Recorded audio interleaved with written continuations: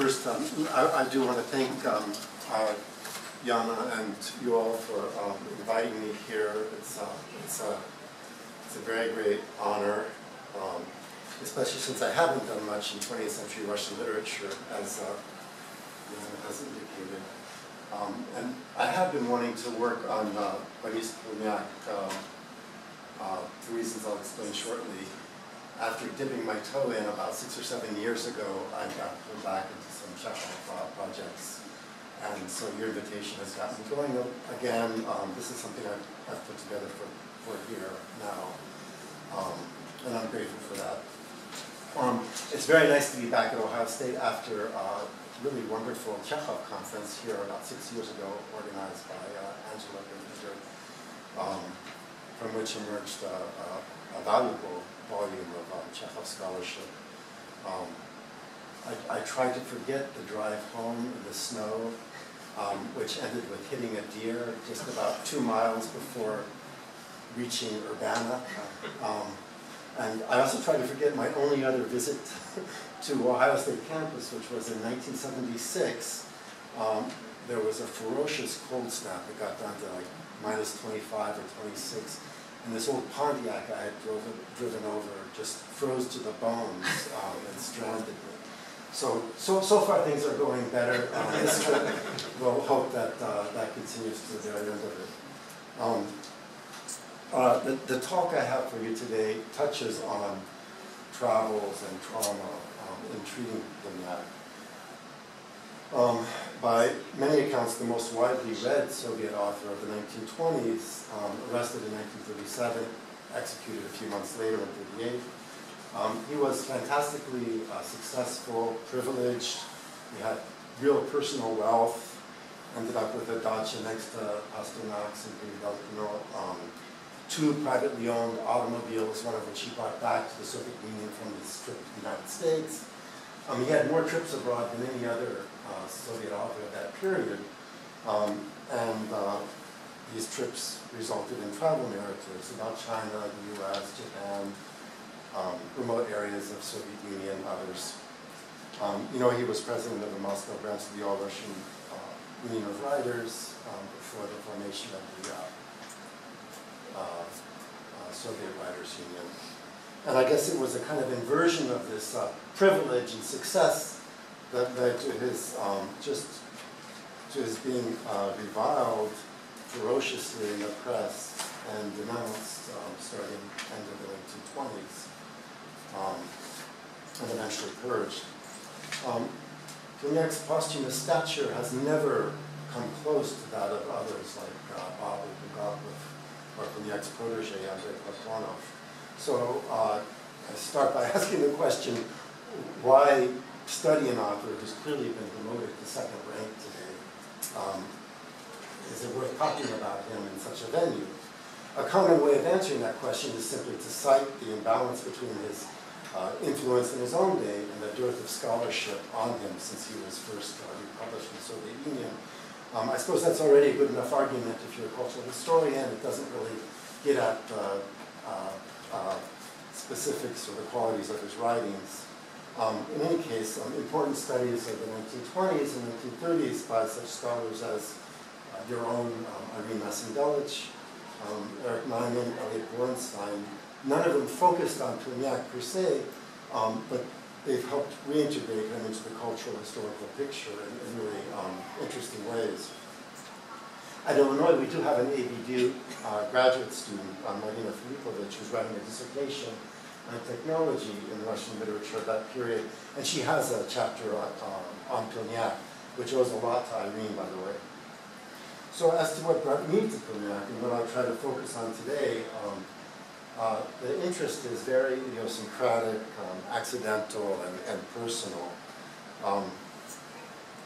First, I think I first became acquainted with him through one of the stories which seems to be generally considered one of his best. That's Mat Sira Zemlya from 1926, Moist Mother Earth. And I just found it perfect for a couple of courses I used to teach at Washington University. I got very interested in that work's mythopoetic dimensions and also its apparent reliance on some key concepts and images from Freud. And that interest eventually led to an article focused on the topic of repetition network. The other, secondly, I mean, I've always aspired, and I haven't managed to do it too much, but I've always aspired to somehow integrate personal interest in aviation into my scholarly activities. And as you might know, Pilnyak was involved in the Agit Palyoti, the Ajit flights in 1925, and wrote a little book based on that experience, Россия Palyoti, Russian flight, which of course drew my attention. And I did a piece on his and Victor Shklovsky's narratives about their Agit Palyoti. And last, I was blessed with a semester's fellowship at the Slavic Research Center in Sapporo. And as you could tell from the checkout list, as happened to a lot of Western scholars who, and Russian scholars actually, who did stints there and were trying to figure out like what they should focus on now that they're in this place. Seems like a lot of people turn to Pilnyak's travelogue of Japan, at least the first one. Now, interestingly enough, for me, Pilnyak's first book on Japan, Korki Japonskogo Solnca, Roots of the Japanese Sun, or just Roots, I might call it, which was published in Russia in 1927, based on his trip of 1926, and some pieces of it were actually published in Japan while he was still there. It culminates in an episode telling of his flight from Tokyo to Osaka. His second book on Japan, Kamni Korki, or Stones or Rocks and Roots, published after his 1932 trip to Japan, presents itself as correcting the first volume, but, and we'll talk about this later, actually ends by citing that same episode of the flight. It ends with that. In any case, I began my immersion in Pilnyak not so much in the period, but in an accidental selection of his texts. If that sounds like I might be a little bit lost and, you know, blundering around, that's probably true. In fact, the whole project had really gone cold for me until I got this invitation to come here, for which, again, I thank you. But I think that feeling lost when you're reading Pilnyak might be an appropriate response. I'm not sure I'm going to get my bearings. And I have to say, I still remain uncertain about this question of value. It's one of the things I find interesting about Pilnyak is how he keeps making me ask these questions, actually. Right now I'm going to try to get us oriented in terms of some of these larger questions, and then I'm going to focus a little bit on the Japan travel logs. So, Pilnyak walks the edge between modernist metafictional exposure and violation of most fundamental narrative conventions, and banal cheap tricks, and imitative ornamental prose, as was often alleged. His writings cover a phenomenal range of topographies and thematics, but critics tend to argue that he's always on about the same thing, the same set of things. And it's not really that easy to tell where he stands in their regard either. Gary Browning, who's done still important life and works book on Pilnyak, reduces these themes to the following, and he doesn't put it quite this way, but this is, I think, how they add up in a series of binaries. Instinctual drives versus ideology, barbarism versus culture, and meditations on Russia's heritage and destiny versus progress, technology, Western influences, that sort of thing.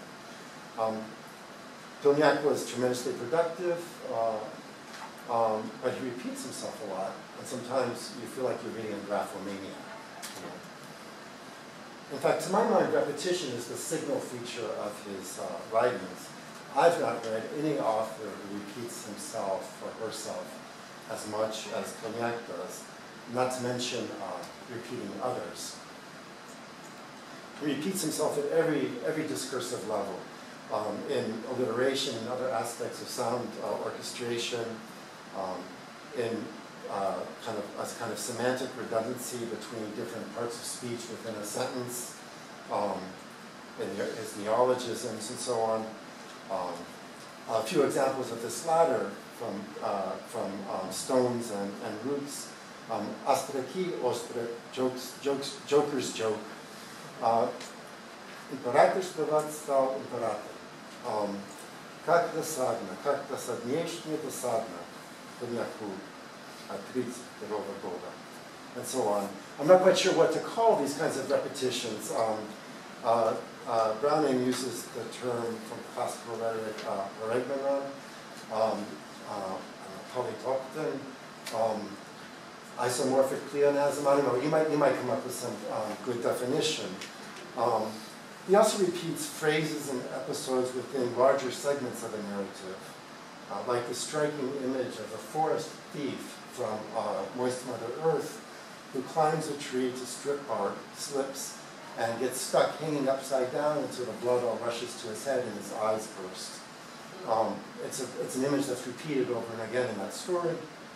He works with a double motif, as per the title of one of his last novels.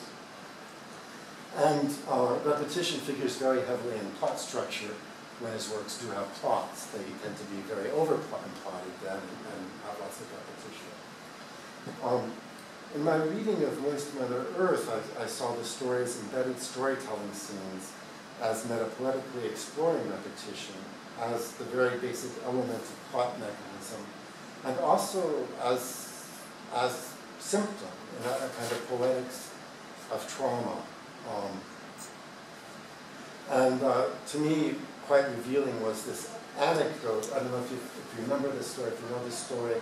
There's an anecdote that gets told repeatedly. It's a kind of it's one of these sort of skeletons or frames on which that repeats in the course of the story, although not the same part doesn't get repeated. You know, it gets interrupted and picked up again in a different context, then resumed, and so on. There's an anecdote told in recurring episodes by the character Kuzyak about a woman, Anushka, priests who have been trying to seduce her, her husband's revenge, and his ingenious solution disposing of the 3 priests' bodies that result from that revenge. So, and the way it goes, you'll recall if you've read the story for sure, the husband pours water on the corpses, encasing them in ice. Then he stands one of them up in the yard. He seeks out the village drunkard, and he tells the village drunkard, while he's plying him with spirits, that he's got a problem. This priest who had drowned by falling in a hole in the frozen river has wandered into his yard, and he needs to be put back into the river. And he'll give Vanyusha some more to drink if he'll take care of the priest's body. And the priest hauls Vanyusha off and drops him through a hole in the river. He does it again, and he does it a 3rd time. So it's a Fabiot-like story about getting over on the priest, the authorities, but it's also a story about repetition and its role in the rites of storytelling. And it's also one that hints at profound narratological and psychological functions of repetition. In transforming the 3 dead priests into one dead priest who returns, the story casts this theme of repetition, which very much unnerves the Bolshevik hero of the story, Nikulev, into an exquisitely Freudian idiom. In the most literal sense, this is a story about the return of the dead, right? Even as it pokes fun at the gullible Vanyusha's acceptance of the idea of the return of the dead. And we find the same theme of the return of the dead elsewhere in Pilnyak, very strikingly in another story with big flight motif, and that's Ivan Moskva, where a 3,000-year-old Egyptian mummy princess gets passed from one male scholar to another when each intern, the household of each intern can no longer stand the smell of decomposition that's still going on after 3,000 years. So you have this image that enfleshes the idea of a repetition compulsion, and together with inherited syphilis and biological degeneration, sets up a kind of a powerful organic counterpart to themes of progress in that story associated with atomic energy, 1926, and also aviation, a little more typical for 1926. It's more complicated than that because this deranged hero of the story, Ivan Moskva, falls in love with this mummy, right? Because he thinks that she's a woman that he had had relations with years back during the Civil War, when both he and the woman were actually in delirium because of typhus. But the whole reason he's in Moscow and encounters the woman is because he's coming to consult with a physician to find out if he can marry in spite of his hereditary syphilis, because he's in love with a woman whom he doesn't know is that exact same woman who he had an affair with during the. You may not be able to follow, but the idea of repetition probably comes through, right? So as you can see, I tend to belong to the camp of those for whom maybe something's going on with this repetition motif in Pilnyak. Maybe it's working, maybe it's doing something. I'm not sure if this testifies to Pilnyak's intentions or my powers of rationalization. You might be better off agreeing with Viktor Shklovsky, who objected to Pilnyak's fragmentary narratives and considered unsuccessful the devices, first among them repetition, that Pilnyak relied upon to establish aesthetic unity.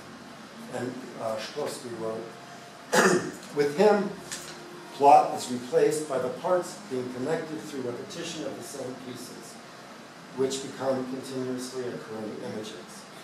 These connections are very approximate and rather signal the unity of the work instead of endowing it with unity. In discussing how Pilnyak explores the limits of formal continuity, Shklovsky drew an analogy between reading Pilnyak and the mental processes involved with watching a film. He says if the intervals between individual frames of a film get large enough, even though you still see a continuing moving object as you're watching the film, you might begin to feel dizziness, nausea, you could even faint. And he says reading Pilnyak has that kind of an effect on you.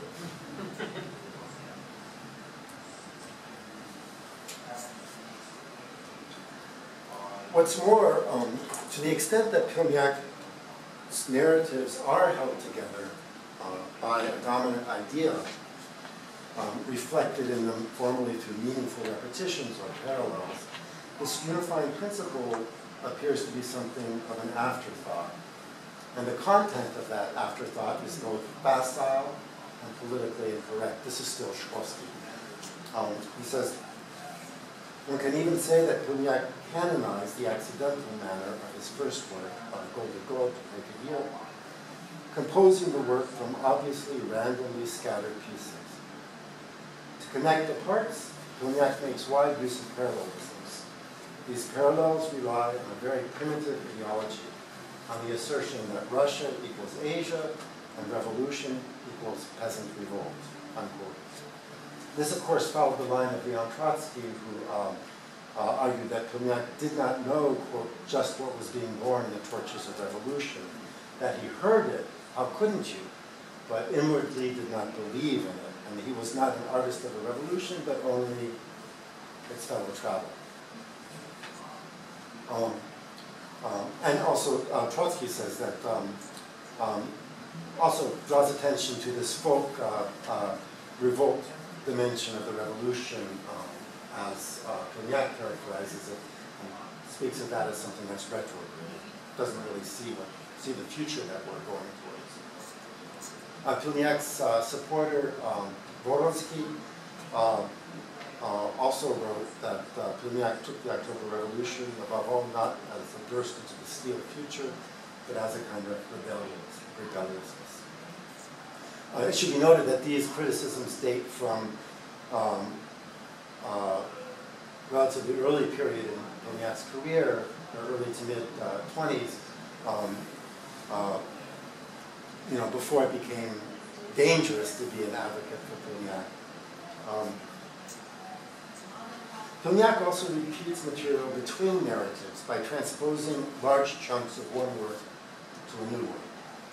For example, large sections of Russia in Flight, and also its settings and passages, striking passages describing certain archaic practices of native peoples, like when a mammoth is found in the tundra, they dig out its bones and have a kind of totemic feast with soup made from that, or how hunters will bite off the hand of the corpse of a child that's been buried and carry it as a talisman when they're hunting. These kinds of things, this material that he uncovered during his Agit Pavilion, I think, just recurs in his other works. It's perhaps less of a surprise that Stones and Roots, based on his 1932 visit in Japan, might repeat some material from the 1926 based Roots. Pilnyak had been asked to go in 32, and he was in kind of trouble, and he was trying to make up for what was seen as deficiencies of the earlier book. So some amount of quotation of that book, commentary on that book, might seem to make sense. But nearly half of that first book, nearly half of Roots of the Japanese Sun appears cited in Stones and Roots, even if there are some small alterations, such that the sheer presence of the earlier work in the later narrative really tends to overshadow critical remarks he makes about the first work. And in this rare instance, Pilnyak himself calls attention to his propensity to reuse material, which some critics have called, plagiarism, self-plagiarism. There's a wonderful, really amazing work of scholarship, an annotated, commentated edition of Kortny Japonskого Solnca by French scholar Danny Savelli, which also includes contemporary criticism and just really helpful commentary. And she points out that the actual use of quotation marks around the material Pilnyak quoted from his first work on Japan and his second work was rather unique.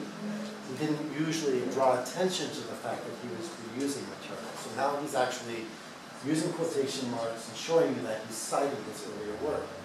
At the same time, those quotation marks don't do what we expect quotation marks to do. They don't guarantee that what's inside those quotation marks is actually accurately cited from the first work. He introduces all manner of small alterations to try to correct things. So now it's very easy to lose track of these repetitions from one work to another, especially as you get older and your memory starts to fade. You start working on them and you never know what you're missing, right? It's also, frankly, it makes me very anxious. You start working on a work, you suddenly realize, or you read somewhere that he's used this, that half of this material was in another work, you have to go to that work.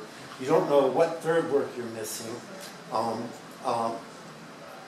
It's hard to circumscribe, what you're talking about. You think you're going to do a reading of one work, and suddenly you're doing 3 or 4, and moving between them, trying to get a handle on the different historical contexts.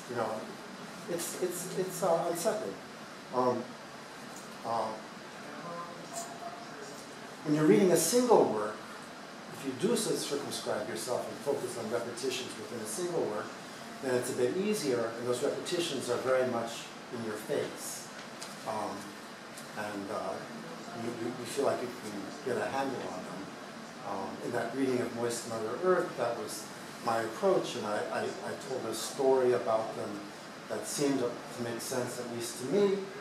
But then sometimes you wonder if maybe it's not just a kind of stutter going on. It's hard to know what you're bringing to it and what's there. That's certainly the perspective of Shklovsky. This is just one of these cheap devices from his point of view. Mary Nicholas, who's got a book's worth of articles on Pilnyak, hence the fellow Shklovsky in this regard. Now, when you look at Moist Mother Earth, I think, reading repetitions as symptomatic, framing them within the context of a kind of poetics of trauma makes sense. I mean, this is a really anxious, violent work with a really horrifying, violent climax. There's a lot of Pilnyak that's that way, and you get a good bit of it in the work that made him famous, Naked Year, from 1921. And this possibility that these repetitions are somehow appropriate to the traumatic events, the traumatic reality that he's trying to represent, that's been also one affirming reading of Pilnyak. Victor Ehrlich called that novel the fictional correlative of a profoundly traumatizing historical experience. But others have turned this appreciative view on its head, saying that, these times were horrible, they were traumatizing, it was chaotic. But Pilnyak doesn't do anything with that material, he just transcribes it. He uses it ready-made, he's not working it over artistically. In passing, Gary Browning makes another useful remark about repetitions in Pilnyak, I think. He cites a short piece by Pilnyak that appeared in 1934 in the Literaturная Gazeta, Проблема образа, in which Pilnyak describes the recurring aphoristic, accretive refrain, or leitmotif, literary echo, these are Browning's terms, as a way of building a particular kind of image that makes special demands on the reader. And Pilnyak wrote, I offer the reader an opportunity to be with me, not with the classical hero. Repetitions, in other words, belong to the playing of the author rather than that of the hero. It reminds me of what Bakhtin wrote in one of his very early works about rhythm in prose works as belonging to the playing of the author rather than the hero. So we're supposed to identify with Pilnyak as the author as we're reading, but that's not so easy either. First of all, even in Pilnyak's heyday, his name had been transformed into a term of invective, right? Pilnyakovщина. The mechanism by which a reader merges with or operates on the same plane as the author is thereby figured as a kind of a spreading of infectious disease. Shklovsky complains that you can't learn from Pilnyak's writing, you become possessed by it. He writes, his modernism of form is purely superficial and very convenient for copying. He himself is not a dense writer, not saturated with meaning. The elementary nature of his fundamental device makes Pilnyak easily copied, which probably explains his infectiousness for young writers. So there's something about Pilnak's text that leads to a kind of hysterical imitation. Where repetition leads to more repetitions in all. Further, it's not entirely clear just with whom the reader identifying with the author might be identified in Pilnak's text. There's times when he seems to be deliberately undermining any unitary authorial image. observing the way Pilnyak refers to himself, as he often does in his narratives, to the author Pilnyak, to Pilnyak of 26 or Pilnyak of 32, sometimes feels like witnessing a psychopathological process of dissociation. You can well imagine how such dissociation might function as a deliberate defensive strategy, or even as a symptom, given the stresses that he was under. So that's just to kind of lay out a kind of a larger picture of concerns or questions that I think, for me, reading Pilnyak raises. And now I'd like to turn to the Japan narratives, especially Kamini Portney, Stones and Roots. I'm going to focus on its opening and closing, which of course is going to take me to the other Japan narrative, and I'm happy to say to the flight motif. First, a few words about the title. Now, please forgive me if this is too obvious. I haven't seen anything about it yet in the secondary literature, and I myself didn't really realize it until I was almost finished reading Kamini Portney. But the title itself is a repetition of sorts. Right? The two nouns in the title, they're not in quotes, and their combination does arise all sorts of interesting symbolic associations that one can easily put to use thinking Japan with. The kanji for Japan is roots of the sun, as Pilnyak points out in his first book. That's the significance of the title of his first book. And also in his first book, he describes Japan as a country, the whole of which is poised atop a volcano which might erupt at any moment, which both creates a special relationship with depth for the Japanese and also makes the landscape quite a terrifying one. And his vision of the landscape as terrifying actually happens during that flight from Tokyo to Osaka, where the landscape is a heap of stones thrown up from the seas or down from the sun, quite apocalyptic. So, one can take the title and move in those kinds of interpretive directions. But what I missed, that somehow took me a while to see, is that these two nouns of this title are actually abbreviated references to the titles of two works that he discusses in that long narrative. Kamini refers to a Japanese novel that was coming out in Russian translation in 1932 by Toyohiko Kagawa. The Russian title was Tsuni Kaga Kamini Hazakuyut. Portney refers to Pilnyak's own Portney Yaponskogo Soltsa from 1926. Once you get into the novel, you realize that Pilnyak is using these two words as shorthand references to the titles of these two other works. In other words, this work, Stones and Roots, which is usually spoken of as a second Japan travelogue, but which carries the generic definition of novel, and its subtitle is also, and maybe primarily, a kind of crib on or critical review of, or something else, two other works, one by a Japanese author and one by himself, the Pilnyak of 1926. Just by way of a footnote, this Kagawa was a Christian who had studied theology at Princeton. He was a peace activist and an activist for social justice in Japan. He was a guy very much on the side of the laboring poor. He founded a cooperative movement in Kobe. He was arrested and jailed in Japan multiple times, including in 1940 when he apologized to China for the atrocities that Japan had carried out there in the 1930s. And after the war, he was twice nominated for the Nobel Peace Prize and twice for the Nobel Prize in Literature as well. Now, Pilnyak's Kamni Kortny cites Kagawa's novel at length,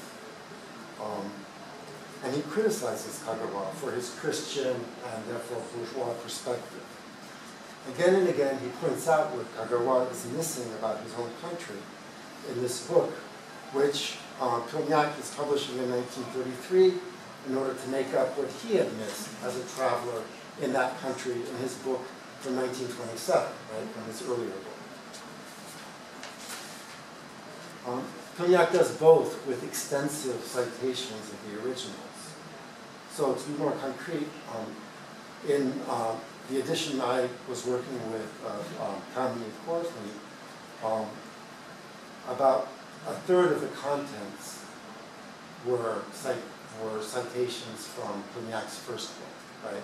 Half of that first book, which make up about a third of the new book.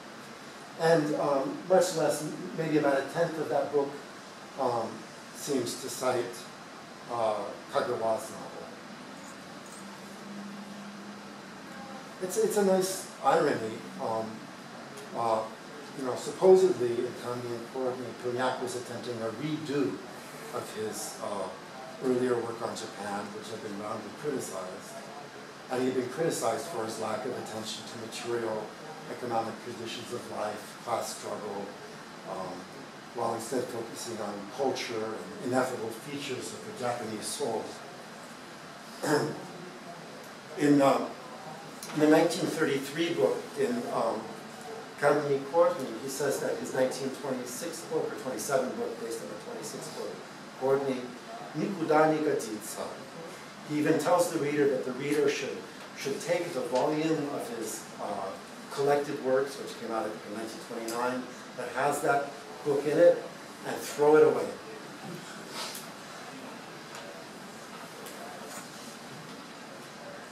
Meanwhile, he reproduces half of that book in this new book. It's kind of reminiscent of Freud's logic in that famous article on negation, where the negative sign, right, allows material that's censored to become overt. I'll tell you one thing, if you received a student's paper with this much, thank you, with this much quoted original material in it, and this little kind of analytic commentary on it, the results would not be pretty for the student. So we have here, but to try to think of it more charitably, or to try to rationalize it, right? We have here a travel narrative, which calls itself a novel, and which appears really as a work of literary criticism. Maybe it contains a kind of mimicry, a reduplication of the sort of discourse that had been haranguing Pilnyak. Maybe it's a kind of a grudging submission to, but also resistant parody of these attacks. And this is true not just in his treatment of his own prior work, but also in his handling of Kagawa, whom he cites less extensively of himself. But I have to say, he cites very, very confusing. And with that, we turn to the texts. The first section I have is the opening of Kamni Kortny, which you can take a look at. First of all, the subtitle of this section is Комментарии и обвинения писателя. So, once again, we're kind of opening with the meta-language of literary criticism, right, or literary review of some kind. Just which authors are under accusation is, of course, not yet clear. In retrospect, it becomes clear. It's Pilnyak himself and Kagawa. Then you look at the first lines of the book, and you can read them yourself. I wasn't sure if, I have them in translation, but I don't know if it's necessary. I'll just read it just in case there's someone here for the book. That handout won't work. The novel could start with the following chapter. This sort of chapter could start novels in many empires, kingdoms, republics in 1932 in the states of North America, and French departments even in Turkish provinces, the chapter is written by a writer of average abilities. So you read this and you think it's referring to the narrative that you're holding, the book that you're holding in your hands, and the narrative that you started reading, right? That's what you think it is. But it turns out that while these lines are meta-literary, they're not exactly self-referential. You have no way of knowing it. You won't know it until many pages into the book. But the novel he's talking about is Kagawa's. So he starts by blending his own book really with Kagawa's in a really confounding way. He starts telling a kind of generic story about people of money and power, a marriage love plot involving a daughter, set, in this case, it seems to be set in pre-revolutionary Russia.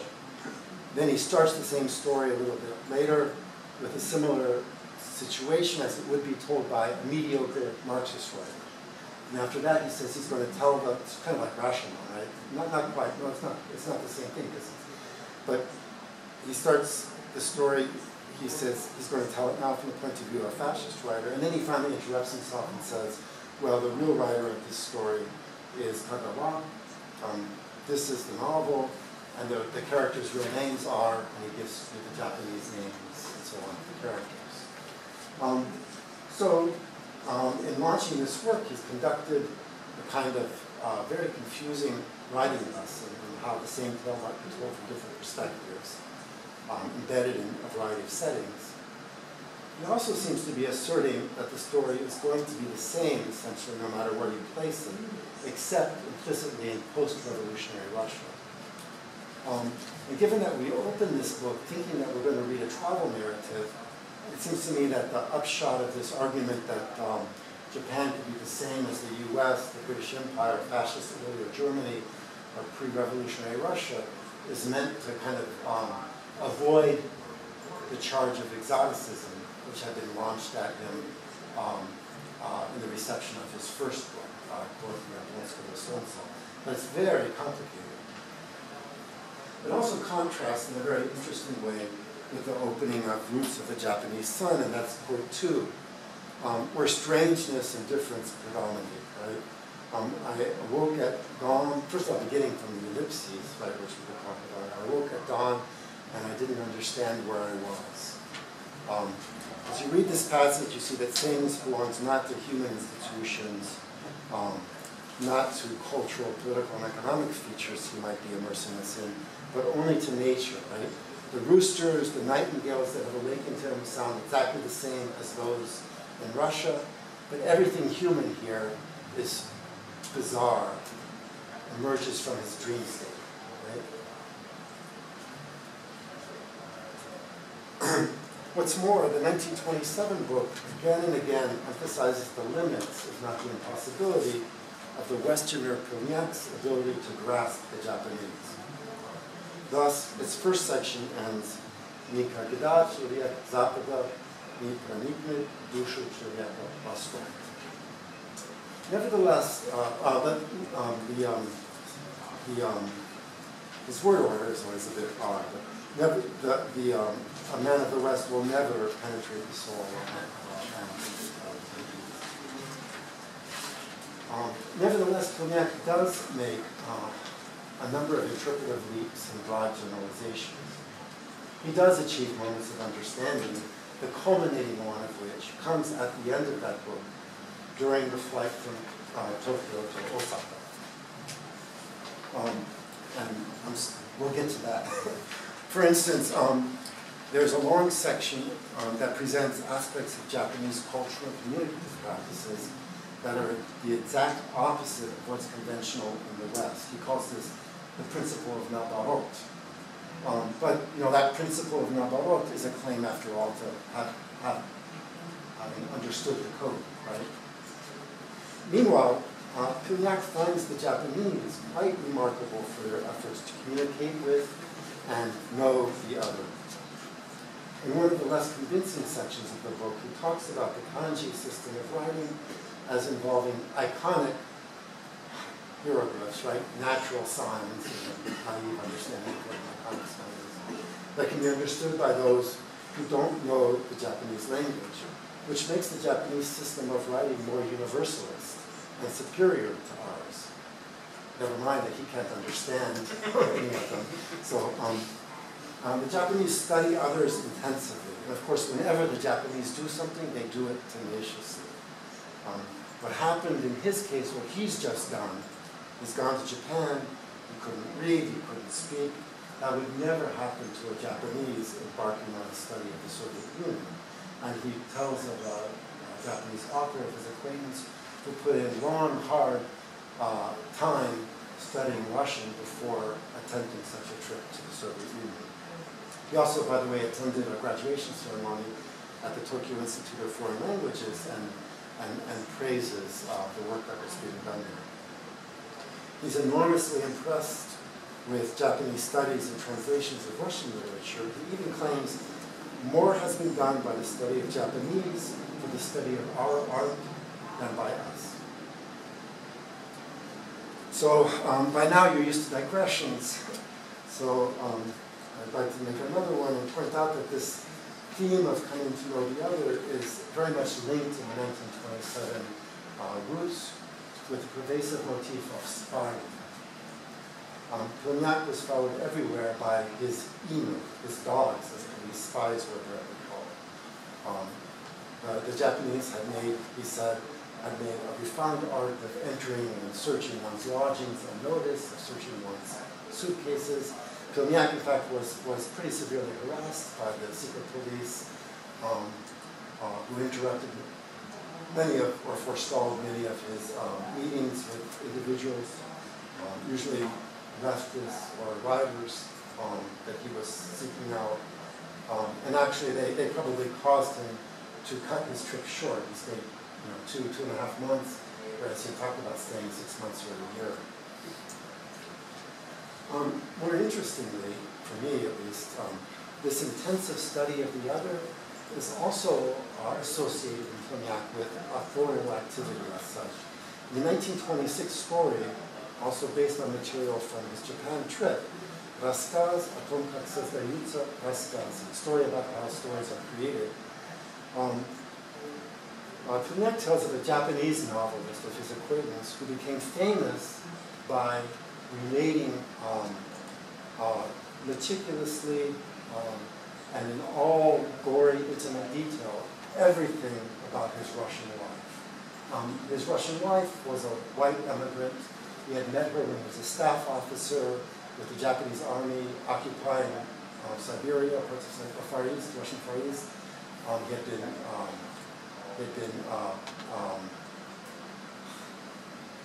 put to stay. He had stayed in her home, fallen in love with her, very surprisingly to her, proposed marriage to her, sent her secretly to his family in Japan because marriage was not permitted for an officer. This eventually cost him his military career, and he lived peaceably with his wife. Suddenly, a couple of years later, his wife is surprised to find out that her husband is a famous author. She has no idea what he's written about.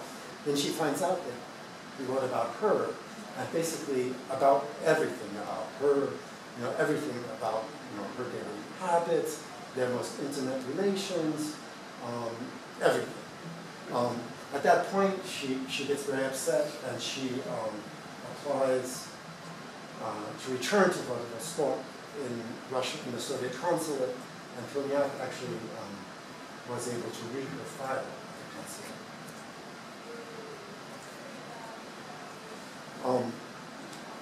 The story ends in its last line with recourse to the image of the fox, much discussed in the 1927 travelogue, Roots of the Japanese Sun, as a Shinto god. And here, however, it's deployed in a way that links that fox figure really to the fox that appears in the story Moist Mother Earth, if you remember it. The last line of how stories are created reads, "The fox is a god of cunning and betrayal. If the spear of the fox lodges in a person, and the offspring of that person are cursed. The fox is a writer's god. That's the last line of the story.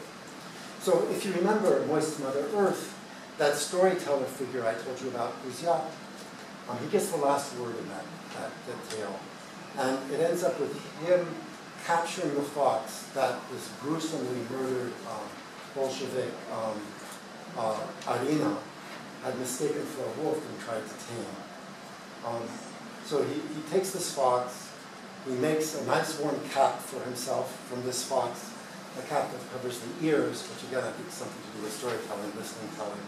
And he has a comic story now about how the masters, right, Arina, the Bolshevik, is just another in a series of masters who had prevailed in this territory, are utterly clueless about the nature around them.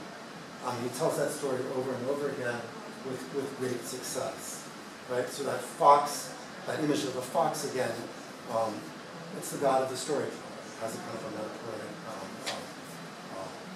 meaning to it. What's also interesting in how stories are created is the reversal of position of observer and observed that actually comprises Pilnyak's Japan narrative. Right? It completely inverts conventional and gendered Orientalist paradigms, which are very much in operation in Roots of the Japanese Sun.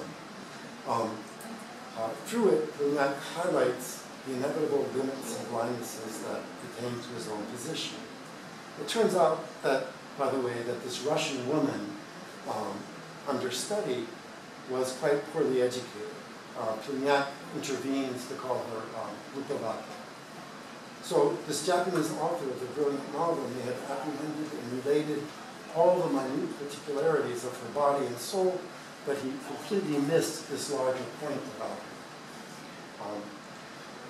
So this little tale is not just about some Japanese author who did it wrong, it's about himself. It's a caution about everything Pilnyak claims to have seen and understood in his first book on the Japanese, but it comes out at the same time. It's written more or less the same time as that first book on the Japanese. So he's very conscious of his limitations.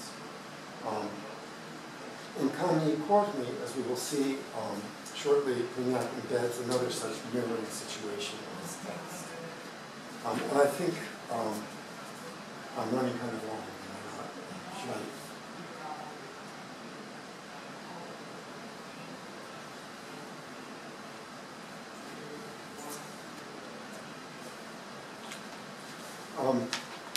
Well, I mean, do you have patience for a couple more pages? I might do better to read than to try that.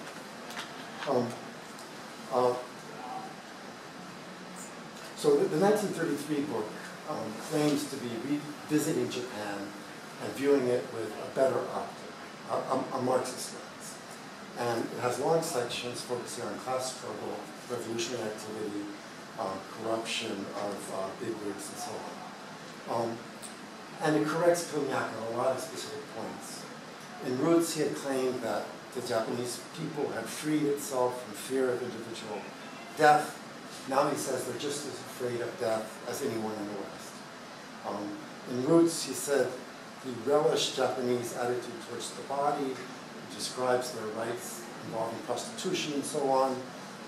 In the later work, he talks about the subjugation of women. In Roots, he said that while Japan was a poor country, the Japanese had freed themselves of things and had freed themselves from dependency upon things, admiring. In Stones, by contrast, poverty, ubiquitous poverty, is a burden and an injustice, a sign of an economic and social order that needs to be changed. And in one section of that later book, he offers a long series of vignettes, transcribed notes from contemporary newspaper accounts that highlight the tense political, social, and economic situation in Japan. Kagawa, he criticizes for his incorrect Christian perspective on social injustice. He accuses himself and Kagawa of bizgrammatists. But that's a lack of political literacy. And now he's looking at the world correctly. But on the other hand, there's something really complicated going on. And here you can take a look at quote 3. Just to give you a sense of Pilnjak's ironies, not yet in that quotation, just a few lines before Pilnyak had declared that 1926 book worthless and told readers to throw it away, he writes, "The pages copied above in quotations were written by the writer Pilnyak, Boris Andreevich. May the Soviet God grant him Soviet health." In this quote 3, you can see there's a long passage contemplating his previous errors, and he suggests that there should be an institute of literature that's a kind of a literary prospecting institute equipping artists. And without a diploma from this institute, writers shouldn't carry the title of writer, be published. Writers should be like geologists who are trained in mining institutes. He makes a distinction between writers who are like these scientifically trained geologists and writer tourists, particularly those traveling in the diligences and sleeper wagons of Tolstoy, Dostoevsky, Bunin, from Moscow to the Dnipro socialism. They travel touristically and they never get there, they never arrive, because the diligences and sleeper coaches and wagons of Tolstoy, Dostoevsky, Chekhov, Leskov, Lev Uspensky, not to speak of Balavikin, are not socialist means of transportation, right? And then you have one of Pilnjak's typically dizzying montage moments in this space between two paragraphs, right? I think what's going on here is that the next section is demonstrating these two different modes of exploring foreign territories. First, the incorrect literary one, and second, the politically literary one. So without transition, he suddenly begins relating a tale that his German grandmother used to tell about Lutheran shoemaker's wife who would transform into a pig at midnight and run out to root around in the Catholic cemetery. It's disorienting, right? And his Russian grandmother told of leshies and Domovoys. Then he imagines, this is where it gets interesting, he imagines a Japanese author who might come to Moscow and meet with the Russian writers Vladimir Didin and Leonid Leonov, and ask, quote, dumb questions about the Russian soul, unquote. And in this comic exchange, you can take a look at it, and maybe you'll come up with other readings of it, which I think what's going on here is Pilnyak is mimicking again or mirroring his own meetings with Japanese writers and philosophers whom he cited extensively in his earlier work on Korny Japonskogo Sonsa. So the authors guide the Japanese visitor toward an understanding of what he's observing that pretends to get at some kind of essence of this nation and people. They give him what he wants. They talk about rituals and folk beliefs and ancient pagan traditions. They facilitate, this is the old Pilnyak, right? They facilitate his interpretations of the present as a kind of persistence of the remote past, right? Rather like Pilnjak's retrograde understanding of the Russian Revolution, for Trotsky. But they're also, at the same time, they're just leading on a dumb foreigner, right? They're leading on a dumb foreigner. It's a completely comic episode. So the compliant or self-correcting Pilnyak seems to want to suggest, or we're supposed to understand, that the result would be a complete misapprehension of contemporary social reality in Soviet Union, especially in the midst of a worldwide depression, and at the end of a successful, triumphant first 5-year plan. But Pilnjak's irony and humor here does not feel so compliant. And commonly importantly, is not a straightforward division of Japan with the correct focus on socioeconomic determinants of Japanese culture and everyday life. I hope I'm at least communicating a sense of what's so interesting. Not so much the old position Pilnyak criticizes, or the new ones he seems to take, or for that matter, not the points of criticism of Kagawa's novel. I mean, this Kagawa, he had made a point of living in Japanese slums. He had done sociological studies of these slums. Rather, it's this interesting provocative shift, and all these interesting provocative shifts to a kind of meta level through repetitions and restatings, through the overarching framing of this narrative as a novel that's also a critique of authors Kagawa and Pilnyak, through mimicry of prevailing political discourse.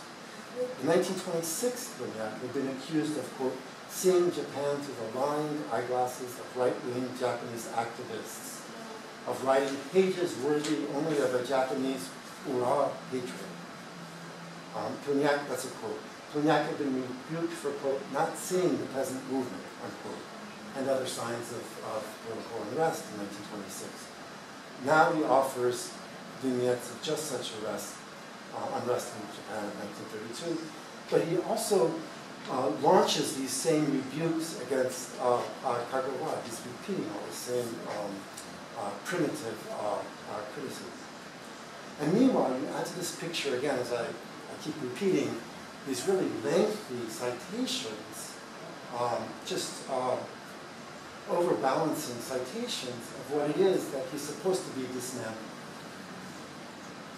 And that takes me to the ending of Courtney, or Gandhi Courtney, which is, as I've said, a lengthy citation in the first section of the conclusion of Courtney the book we're supposed to have thrown away. And that section is titled Japan from an Airplane. In it, he recounts his ride from Tokyo to Osaka in the obsolete World War I era open cockpit biplane, courtesy of the Asahi publishing conglomerate. This culminating episode of Courtney was presaged in that book's first few pages when Pilnyak first talks about the precariousness of life poised on a volcano, of life on evil, hostile rocks. This interpretation, he says, is underwritten by the vision of topography of Japan he got during his flight, which he will recount later. Now, this airplane ride is very dramatically told, far more so than the airplane, than the flights of his book, Arasi of Karyoti, than the book on the Ajit flight to the northern Urals of the Soviet Union. There, the land below reminds Pilnyak of the texture of a comfortable old shirt. The land below looks like a map of itself, very oriented, right? The Tokyo to Osaka flight is rather in the spirit of the catastrophic flight culminating Ivan Moskva. If you've read that story, we'll talk about it. And Pilnyak narrates his Japan flight in the present tense, heightening the tension. If he just happens to touch one of the cables running through his cockpit, which is behind the pilots, it's a separate cockpit behind the pilots, or his duplicate set of controls, if he just touches the controls, and the plane's going to tumble and they'll both die. He exaggerates the extremity of the elements he's confronting. He more than doubles the temperature lapse rate, which makes climbing a few thousand feet like transposition or translocation to the Arctic. They do run into dangerous weather. They dodge thunderstorms, they're flung about by severe turbulence. This helps make this ride a confrontation with death, right? This gives Pilnyak his experiential understanding of Japan as a nation with a very special relationship to death, ready to die at any moment, and ready to face that with utter calmness. Which is a signal feature of the Japanese character that he's said over and over again, one of the central themes of Courtney of Dostoevsky, where he also talks about Japan as the land of the dead, which, by the way, he also talks about this area where the crash happens in Ivan Moskva, if you happen to have read that povest.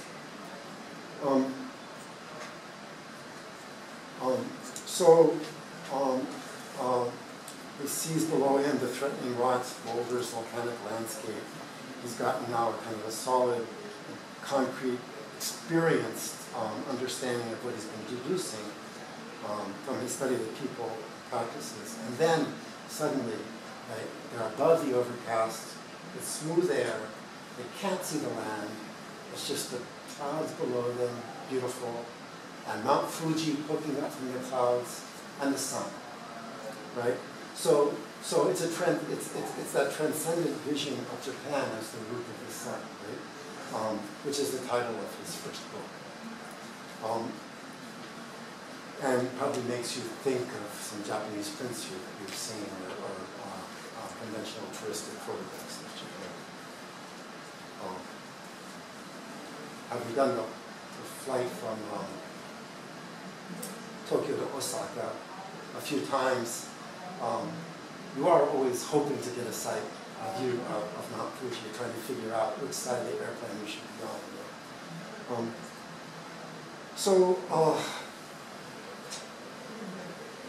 In handout number four, you see that. You also see that this long passage from Courtney really is the ending of Kami Courtney.